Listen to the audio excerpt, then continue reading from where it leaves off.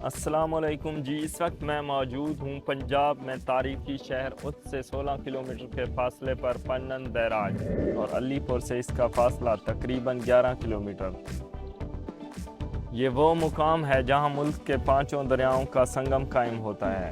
دریائے جہلم اور راوی چناب میں شامل ہوتے ہیں، بیاس ستلج میں شامل ہوتا ہے اور پھر ستلج اور چناب بہاولپور سے 10 میل دور شمال میں اور شریف کے اس مقام پر مل کر دریائے پنجناد بناتے ہیں۔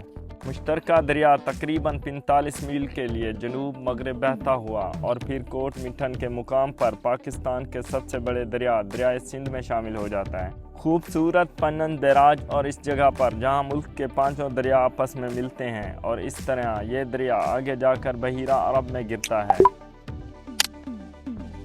دریائے سندھ اور پنجناد کے سنگم کے بعد دریائے سندھ سلطنت کے طور پر جانا جاتا تھا، کیونکہ اس میں پنجاب کے 5 دریا سندھ کے علاوہ دریائے سرسوتی بھی شامل تھا، جس کا وجود اب ختم ہو چکا ہے۔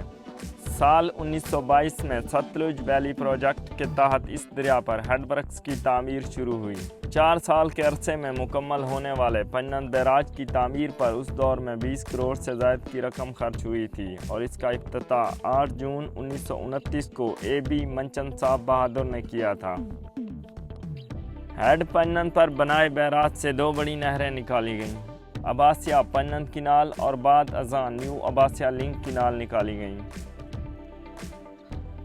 نئے آنے والے تمام دوستوں سے گزارش ہے کہ آپ ہسٹری ٹائم چینل کو سبسکرائب اور ساتھ لگے گھنٹی کے بٹن کو ضرور پریس کریں تاکہ ہماری ہر نئی آنے والی معلوماتی ویڈیو سب سے پہلے آپ تک پہنچے۔ خدا حافظ۔